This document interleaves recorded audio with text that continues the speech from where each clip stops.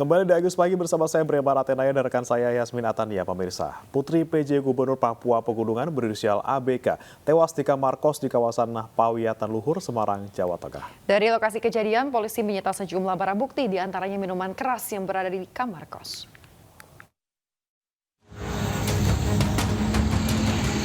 Putri PJ Gubernur Papua Pegunungan berinisial ABK tewas di kamar kos di kawasan Pawiatan Luhur, Semarang, Jawa Tengah pada Kamis malam. Polisi yang mendapat laporan dari pihak rumah sakit kemudian mendatangi lokasi kejadian. Menurut Kasat Reskrim Polrestabes Semarang, AKBP Doni Sardo Lumbantoruan, pihaknya mengamankan 3 botol miras dari tempat rumah kos tersebut.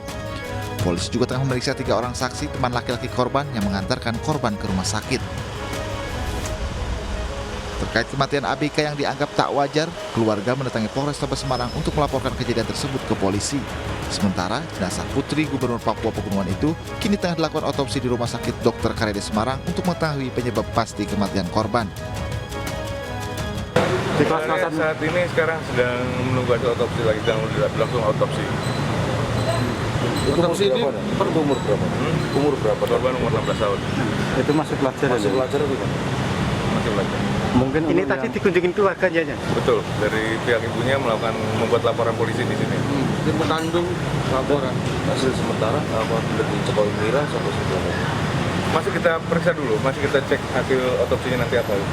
Nah, untuk saksi-saksi yang diperiksa di lokasi ditemukan apa? Apa botol miras atau ada ditemukan ada. Apa dari itu? Hah? Ada botol miras, amer, kawa-kawa apa ada. Berapa orang ini yang saat itu diperiksa? Saat ini sedang kita periksa ada 3 orang. Diketahui ABK yang berusia 16 tahun itu tengah menempuh pendidikan di sebuah SMA di Semarang, Jawa Tengah. Polisi pun akan terus menyelidiki kematian Putri PJ Gubernur Papua Pegunungan tersebut. Dari Semarang, Jawa Tengah, Kristadi, iNews melaporkan.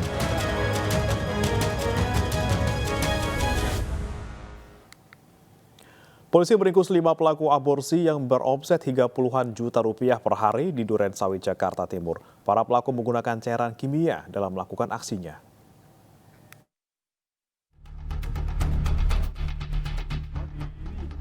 Satreskrim Polrestro Jakarta Timur menggerebek rumah praktek aborsi di kawasan Bilimun, Pondok Kelapa, Duren Sawit, Jakarta Timur siang tadi.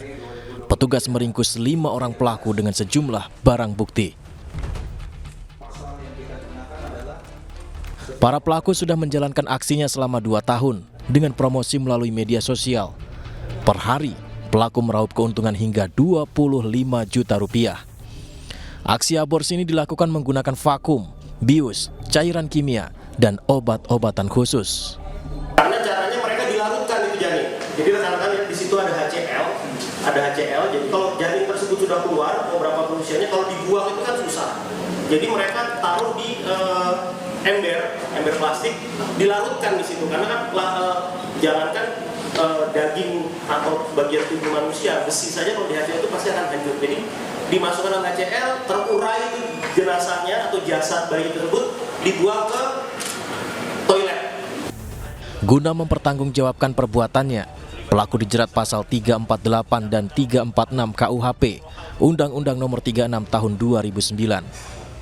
Dari Jakarta, Rio Manik, iNews melaporkan. Pemirsa, organisasi Sayap Partai Perindo, RPA Perindo terus konsisten untuk mengawal kasus kekerasan yang menimpa anak di Bogor, Jawa Barat. RPA meminta agar Polres Bogor bekerja lebih serius dalam menangani kasus kekerasan anak.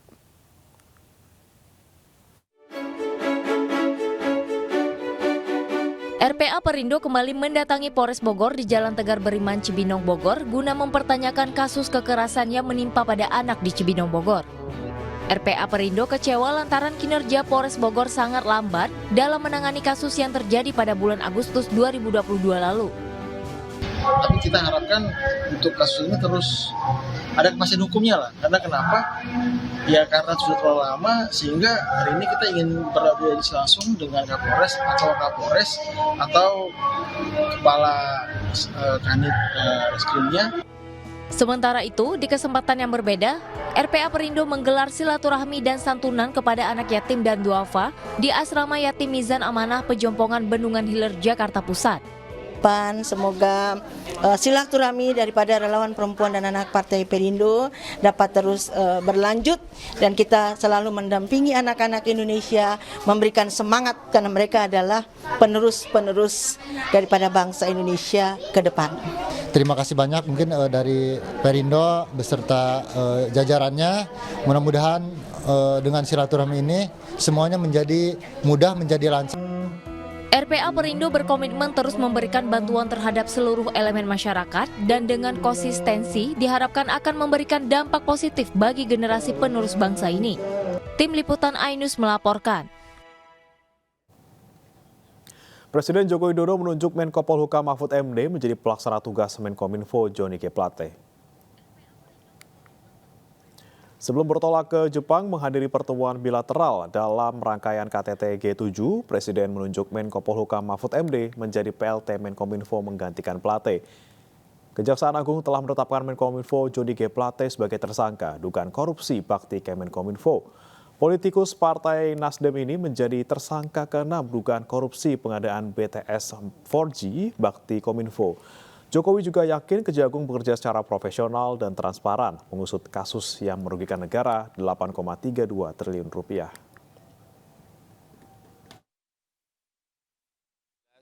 Kejaksaan Agung pasti profesional dan terbuka terhadap semua yang berkaitan dengan kasus itu. Penggantinya Pak siapa Pak? PLT-nya Pak Menko Polhukam. Pemirsa, Menteri Pertahanan sekaligus Ketua Umum Partai Gerindra Prabowo Subianto tadi malam bertemu dengan Wali Kota Solo Gibran Rakabuming Raka dan juga relawan Jokowi di Solo, Jawa Tengah. Hasilnya, para relawan Jokowi se-Jawa Tengah dan Jawa Timur menegaskan dukungan mereka kepada Prabowo Subianto di Pilpres 2024 mendatang.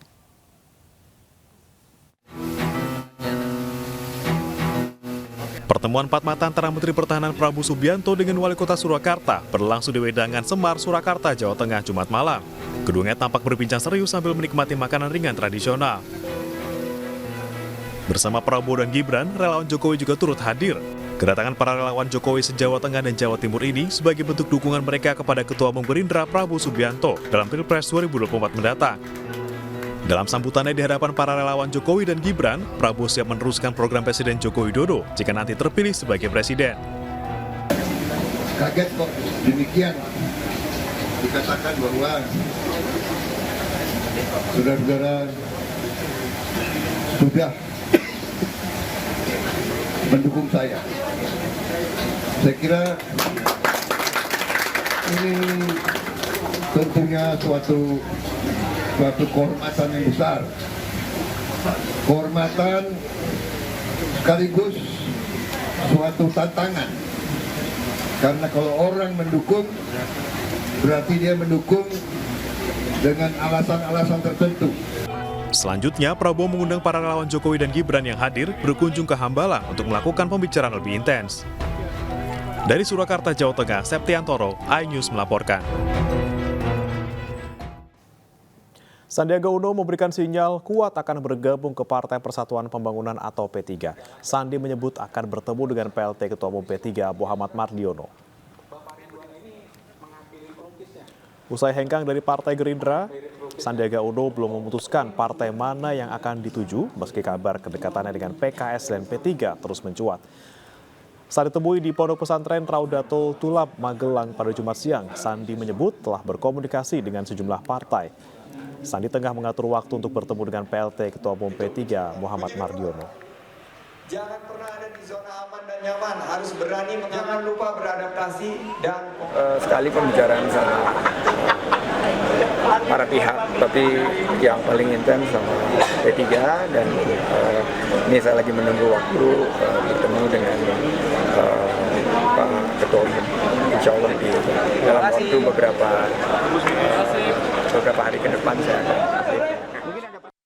Pemirsa, Lingkaran Survei Indonesia menyebut Ketua Umum Gerindra Prabowo Subianto sebagai bakal calon presiden yang potensial untuk lolos ke putaran kedua Pilpres 2024. Elektabilitas Prabowo menyentuh 33,9%, Ganjar 31% dan Anies 20,8%.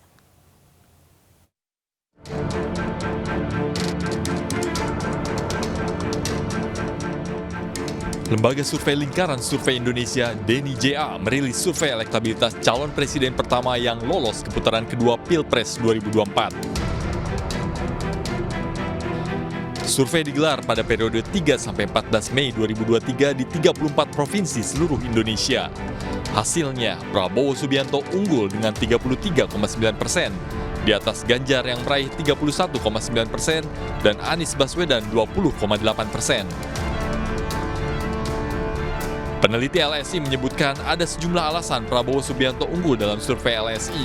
Di antaranya, mayoritas pemilih menginginkan sosok capres yang kepemimpinannya kuat dan mampu menumbuhkan ekonomi pasca pandemi. Selain itu, pengalaman di pemilu 2014 dan 2019 yang diikuti Prabowo dan pengalaman di pemerintahan Jokowi kali ini memperkuat image Prabowo sebagai sosok yang lengkap. Sementara survei LSI Denny JA juga menyatakan ini merupakan pertama kalinya dalam 1 tahun dukungan ke Ganjar menurun. LSI mengungkapkan hasil riset 3 alasan dukungan Ganjar menurun. Salah satunya batalnya Piala Dunia Usia 20 di Indonesia.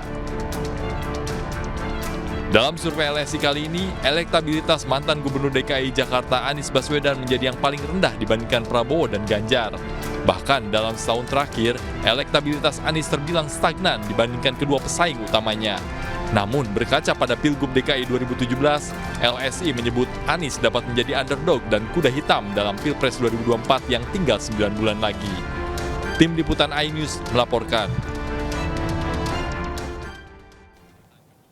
Beragam kegiatan positif digelar oleh sejumlah relawan di berbagai daerah, mulai dari program Basar Sembako Murah, bantuan sosial, hingga memberikan pelatihan di bidang seni.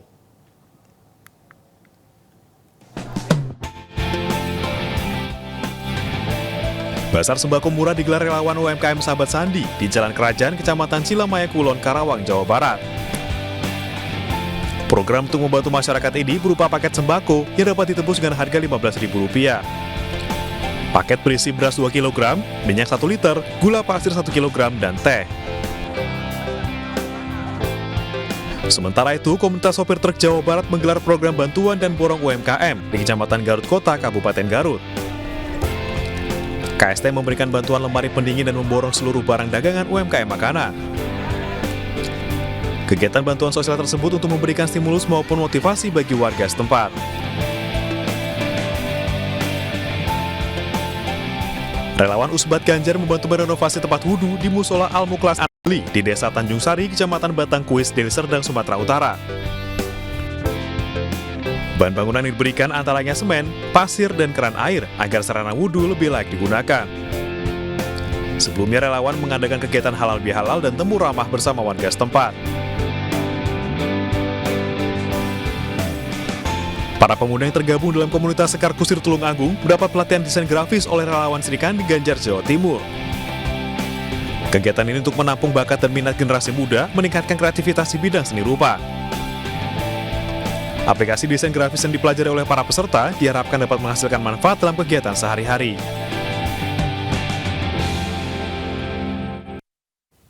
Pemirsa, Menteri Perhubungan Budi Karya Sumadi beraudiensi dengan Bupati Sumeneb Ahmad Fauzi di kantor Kemenhub Jakarta guna membahas peningkatan pelayanan sarana juga prasarana transportasi. Usai pertemuan, Menhub Budi Karya menekankan komitmen Presiden Jokowi untuk secara intensif memberikan perhatian mengenai aksesibilitas di Kabupaten Sumeneb. Budi Karya juga memberikan gambaran terkait Bandara Trunojoyo yang dibangun beberapa tahun lalu.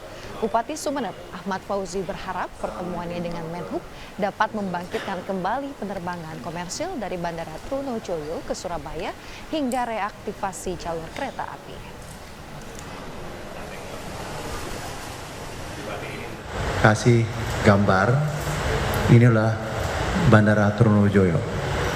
Ini saya membangun 2-3 tahun yang lalu, dan kami tadi bicara bahwa angkutan komersial akan kita lakukan dengan bekerja sama Pemda dan airline dengan dukungan Kementerian Perhubungan akan kerjasama. Di kedatangan kami ke sini memang dalam rangka audiensi, alhamdulillah diberikan waktu oleh Pak Menteri yang intinya adalah sebenarnya kami juga membahas terkait dengan keberlangsungan ke depan terkait dengan bandara yang sudah dibangun. Jadi bandara kita ini cukup megah sekali, karena kemarin ada pemberhentian penerbangan karena adanya kenaikan aftur yang tinggi. Maka hari ini kita juga mencoba beberapa formulasi bagaimana agar penerbangan ini kembali dilakukan terkait dengan penerbangan komersil dari Sumeneb. Menkominfo Johnny G. Plate telah ditetapkan sebagai tersangka pemirsa dalam kasus dugaan korupsi BTS 4G. Telah menimbulkan kerugian negara sebesar 8 triliun 32 miliar rupiah.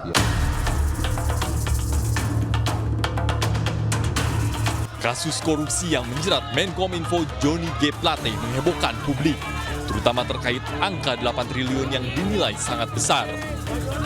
Dugaan kasus korupsi tersebut melibatkan Kementerian Komunikasi dan Informatika dalam rentang tahun 2020 hingga 2022. Sebelumnya, BPKP menyebutkan kerugian negara yang mencapai 8 triliun berasal dari 3 sumber. Di antaranya, biaya kegiatan penyusunan kajian pendukung, markup harga, dan pembiayaan BTS yang belum terbangun. Lantas, yang jadi pertanyaan saat ini, kemana uang sebesar itu mengalir? Dalam pemeriksaan awal, Kejaksaan Agung belum menjawab secara lugas. Kejagung hanya mengatakan masih akan terus didalami. Terkait dengan aliran dana dan sebagainya, tentu saja saat ini masih kita dalami dan nanti tunggu saja. Makanya kami juga setelah menetapkan tersangka ini, kegiatannya tidak berhenti begitu saja. Kita masih melakukan pengumpulan alat bukti yang lain.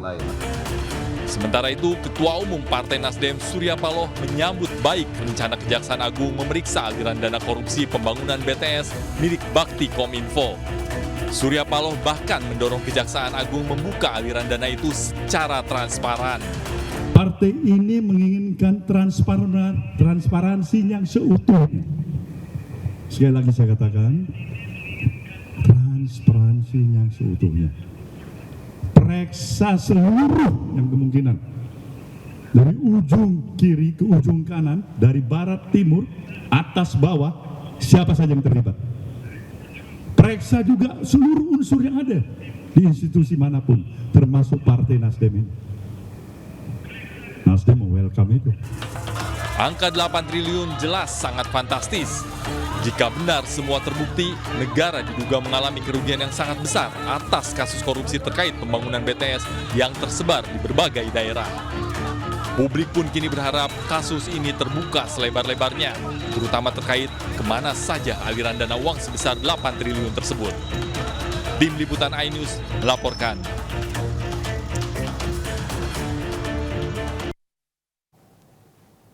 Sejumlah kasus korupsi dengan jumlah kerugian negara yang sangat besar tercatat pernah diungkap oleh Polri, Kejaksaan Agung maupun KPK. Selain korupsi BTS 4G yang mencapai 8 triliun, ada juga korupsi Asabri 22,7 triliun hingga Surya Darmadi dengan kerugian negara mencapai 78 triliun rupiah.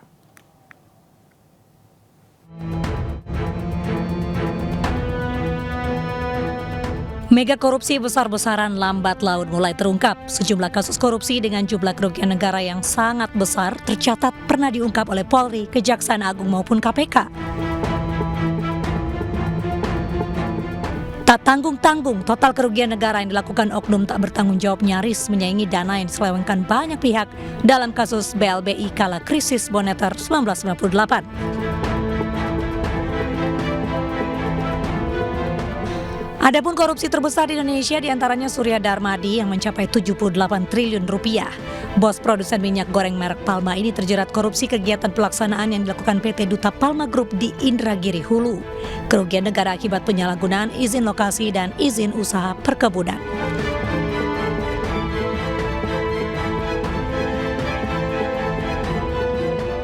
Sementara kasus korupsi PT Asabri telah menyeret sejumlah nama besar di pasar modal.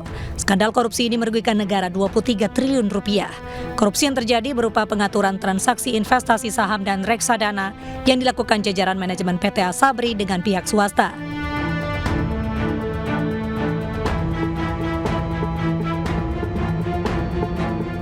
Permasalahan Jiwasraya dimulai dari manipulasi laporan keuangan yang dilakukan lebih dari 1 dekade lalu.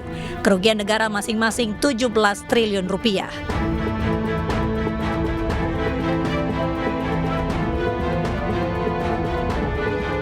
Skandal mega korupsi pada penjualan kondensat oleh PT TPPI sebesar 37,8 triliun rupiah membuat mantan Kepala BP Migas Raden Priyono dan mantan Deputi Finansial Ekonomi dan Pemasaran BP Migas Joko Harsono divonis 12 tahun penjara.